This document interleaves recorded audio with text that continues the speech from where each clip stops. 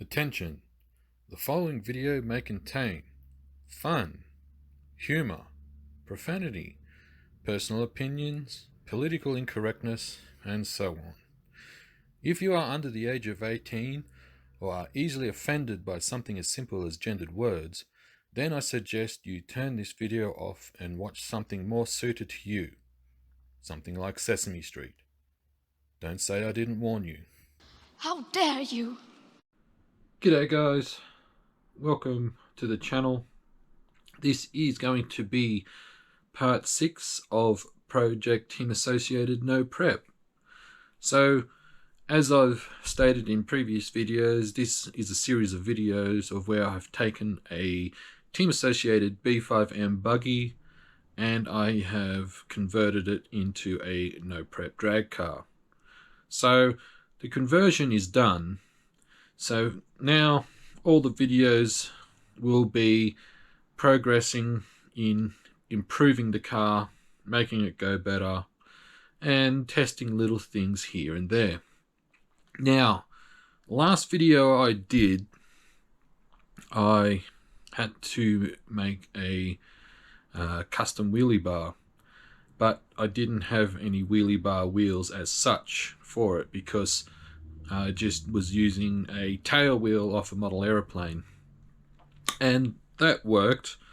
But the 3D printed wheelie bar that I made would break every now and then, and so I'd have to print another one. So I made a carbon fiber one. So I was doing some filming for the wheelie bar, which is meant to be part 6. However, that stuff got lost somewhere. It's in a dark void of wherever. So what I've done is I have got a few parts for the car, and we're going to go and test them. So what I'll do is I will cut to the table and we will go from there. Alright guys, so here we have the car.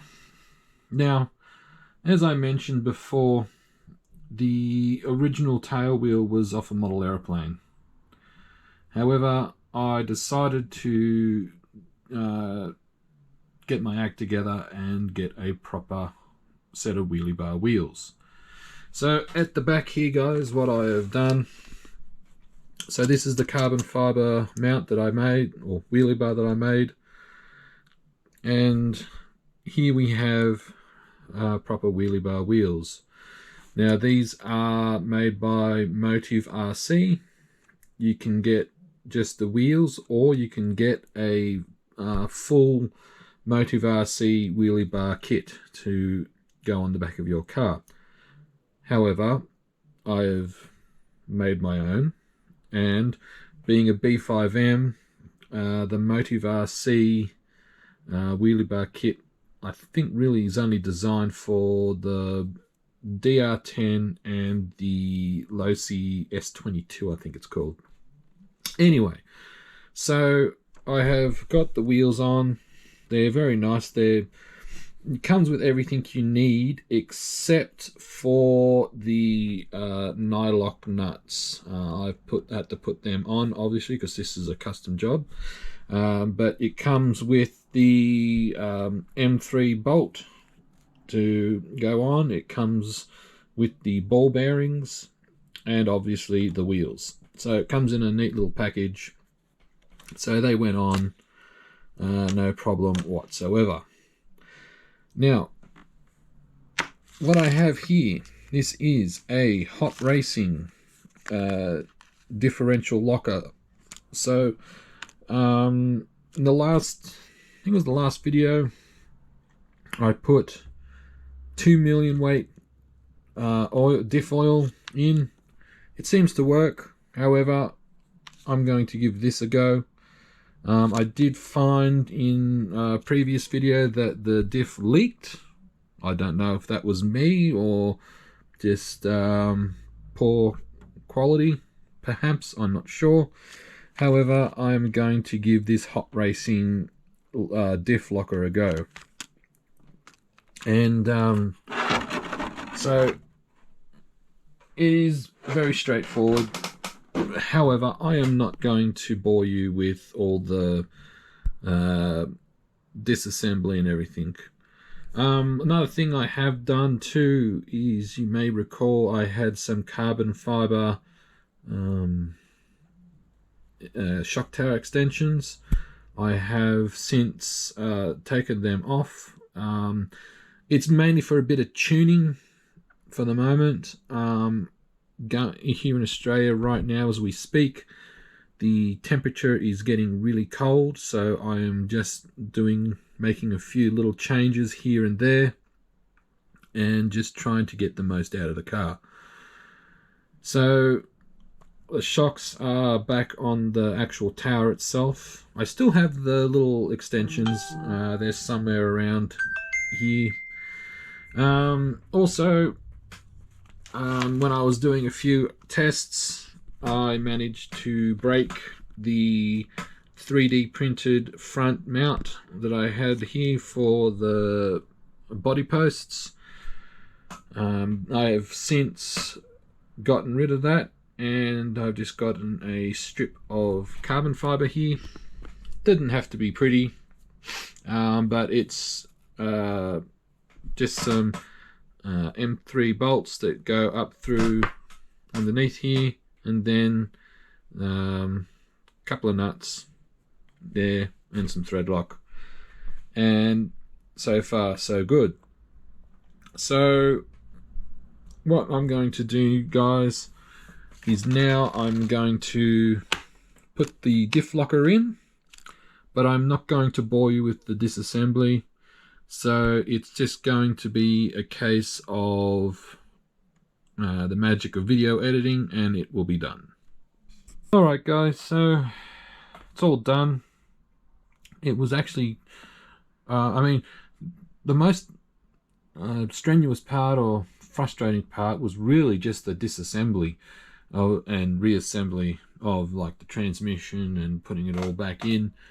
But honestly, it was really a painless procedure, and it really just slipped in.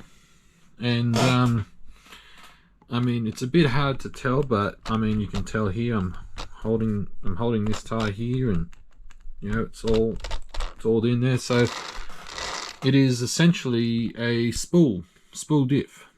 And so over here we have the, sorry about the chair guys, it's a real old chair, I might have to get a new one soon. But yeah, here we have the internals of the diff, or the old gears. Well, they're not old, they've only had a few runs, but those are the gears, and they'll probably serve as spares for my DR10. Although if this does work well, I might put one in the DR10, so I'll have all these spare gears laying about, which doesn't matter. So really guys, the one thing we need to do now is take it to the test area and give it a hit. So here we go. Let's go give it a good run. All right, at the moment just warming up the tires, testing out this tire warmer I bought. Did a quick test of this in the driveway earlier off camera. Hopefully this will work. Hopefully this will go very good, or it can go very wrong. So just get these tires warmed up and we'll give it its first hit. Alright, I'm going to do one run without doing a burnout, and then I'll come back and see how we go without doing a burnout. Alright, let's see how we go.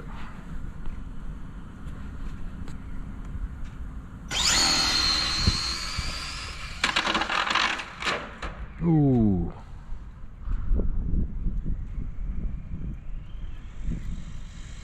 That was not good, it hit that concrete. However, if we noticed, she went absolutely straight. That is awesome. Alright guys, I am going to give this a test with a burnout now. Just had it on the tyre warmers, and I'm just going to give it a quick burnout, and then we're going to give it a hit.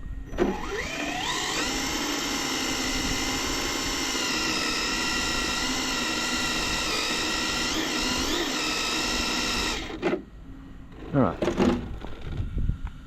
I got my GPS in. Alright, let's see how we go.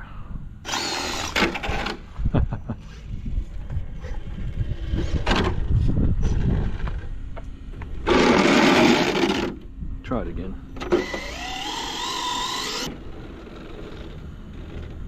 Alright, try that again.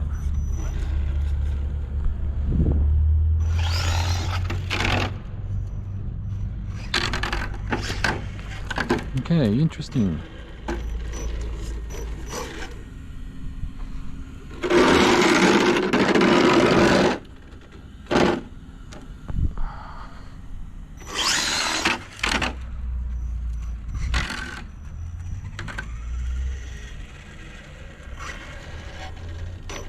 Interesting, so the weight of the little GPS unit has affected it dramatically. Interesting. Alright.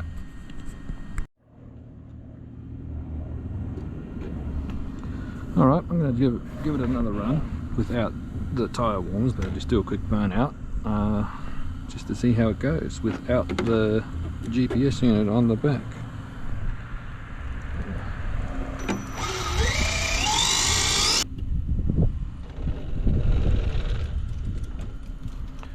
Alright,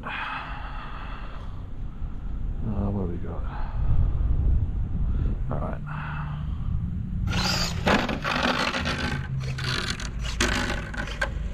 Interesting.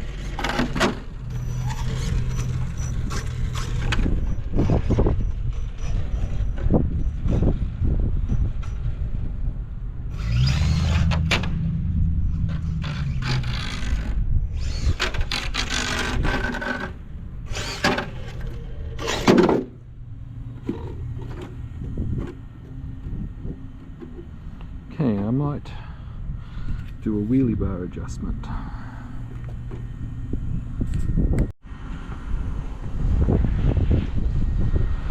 Alright, hopefully made a few adjustments.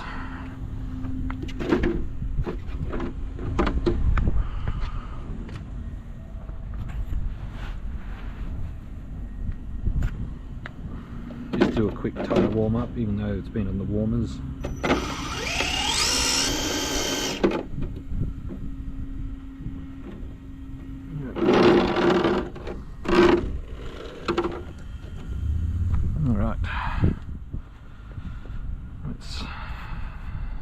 Let's see how this goes. I'm going to go easy on the throttle though.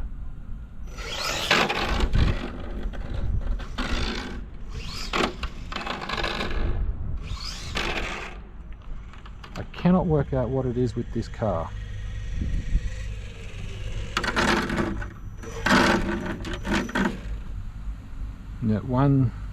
That first pass was good. Now it just wants to pull to the right. Alright, I'm going to leave it here for a moment, guys. Well guys, that was a bit of a unsuccessful test for Project Team Associated No Prep. It would appear that due to its short wheelbase, it gets quite sketchy. Although that very first pass that I did, I mean, it was good. I might have to try and fiddle with the ESC settings and that, so it's not so hard off the line. I mean, and it also would appear that I may have to do a full rebuild of the car, and I mean completely strip it and go through everything. So I wouldn't call it successful, I wouldn't call it a failure, but it was a bit uneventful. So that's the end of this video, guys. If you got any tips for me, please give me a few tips. I'm always open to suggestions and things like that. And so until then, I'll stay tuned for part 7. Enjoy your hobby, and cheers, guys.